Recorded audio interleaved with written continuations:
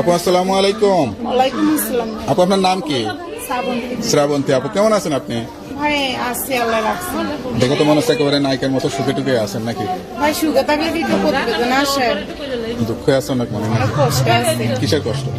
কষ্ট বলতে বাবাটা ছোটবেলায় চলে গেছে, মা ছিল, মাটা আর কষ্ট করতে পারতেছে না, মানুষের বাড়ি কাজ করে খাওয়াইছে, মাটা অসুস্থ, নিজে কাজ করে খাওয়াইছে। আপনি কি কাজ করেন? আগে মানুষের বাসায় কাজ করতাম, এখন সেলাই মেশিনের কাজ করি। এত সুন্দরী মেয়ে কি কেউ মানুষের বাসায় কাজে নেয় নাকি?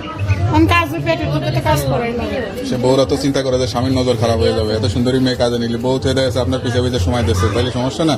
না, সমস্যা কেউ তো বিশ্বাসই করবে না যে আপনি মানুষের বাসায় কাজ করেন। বেডির বাসায় কাজ করি আমি, বেটের বাসায় কাজ করেন, তাই না? সেলাই মেশিন লেখাপড়া করেন না? অল্প কিছু পারি, নাম ঠিক না। এখন কি কোনো সহযোগিতার জন্য আসছেন নাকি বিয়ে শাদী করবেন সে আশা নিয়ে আসছেন? এখন আইসি যে আমার দায়িত্ব লিব, যে আমার পাশে থাকবো, আমার মা আছে, একটা ছোট বোন আছে, আমি আছি, আমাকে দায়িত্ব যে নিতে পারবো। সবার দায়িত্ব নিতে হবে। সবার কি আমার দায়িত্ব যে নিতে পারবো। সেটাই, আপনাকে যদি বিয়ে করে ভালো রাখে তাহলে হবে না? অবশ্যই সেটাই তো, যদি ভালোবাসে রাখতে পারে তুমি সে মনে কোনো করি। কোনো প্রেম ভালোবাসা টাসা হয়েছিল? না না, প্রেম ভালোবাসা হলে কেন? কাজ করতে করতে তো আমার দিন চলে যায়। আরে মনে কি চায় আসলে?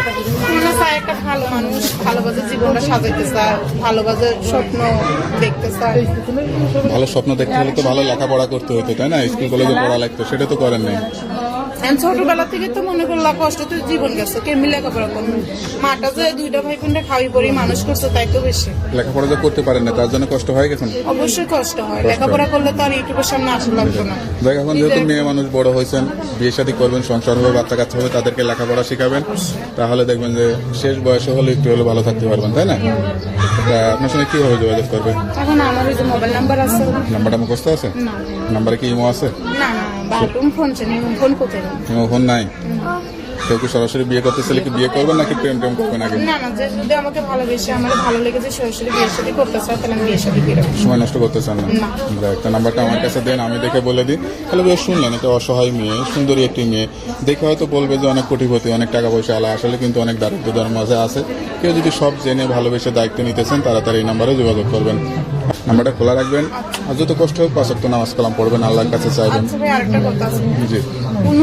কোনো মানুষ যদি আমাকে খারাপ উদ্দেশ্যে ফোন দিয়ে লাভ নেই, যদি আমার পাশে দাঁড়াতে চান, আমার দায়িত্ব নিতে চান, বিয়ে শাদী করতে চান, তাহলে আমার কাছে ফোন দিয়ে, আমি সেমন মানুষকে বিয়ে শাদী দিয়ে যাবো। যারা খারাপ কথা বলতেছে আপনি তো বুঝবেন, তাদের সঙ্গে যোগাযোগ করার দরকার নাই। সত্যি করে বিয়ে করতে চাইলে ঠিকানা দিবেন, যাচাই বাছাই করবেন, বিয়ে করে সংসারী হয়ে যাবেন, ঠিক আছে? তো ভালো থাকেন, দোয়া করি। আসসালামু আলাইকুম।